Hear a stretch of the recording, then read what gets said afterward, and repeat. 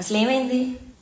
ఏమో అరెస్ట్ చేశారు మార్నింగ్ ఇంటి దగ్గర ఉంటే తరగతి దగ్గర ఇన్ఫర్మేషన్ ఇచ్చారంటే ఎవరు అరెస్ట్ చేశారు.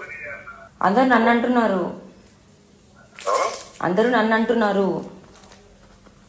అవును నువ్వే అనుకున్నారు అందరూ. నువ్వు కూడా నన్నే అన్నా అంటావా? నాకు కాల్ వచ్చింది, నువ్వే చేయించావా? అవును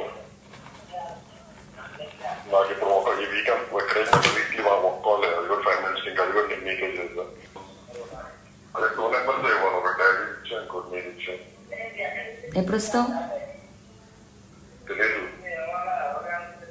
నన్ను రేపు కస్టడీకి తీసుకెళ్తారు.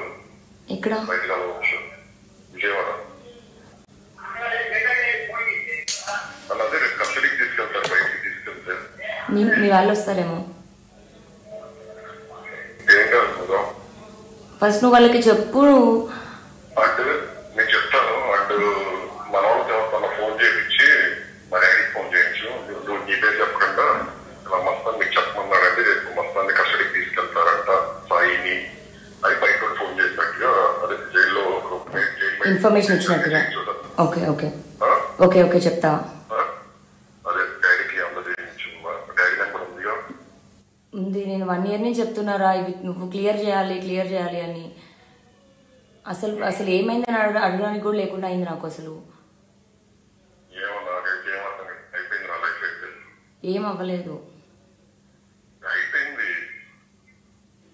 అసలు మావే కాల్స్ వస్తున్నాయి. నాకు అర్థం కాలేదు. నువ్వు ఇచ్చేలావా లేకపోతే చింటూని అడిగితే నేను కాదు. శేఖర్ నిజం చెప్పు. శేఖర్ భాషకి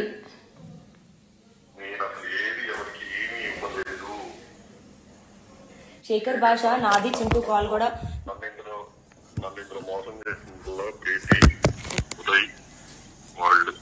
సాయి శేఖర్ భాష మన కాల్ నాది చింటూ కాల్ కూడా రిలీజ్ చేశాడు. మా మమ్మీ షరీఫ్ వాళ్ళ కాల్ రిలీజ్ చేశాడు. తెలీదు, నువ్వు ఇచ్చెళ్ళావని చెప్పాడు శేఖర్ భాష.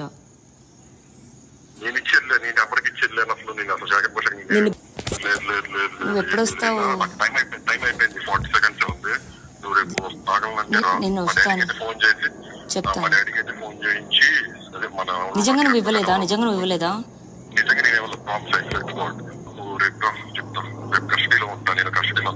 ఎక్కడికి రావాలి?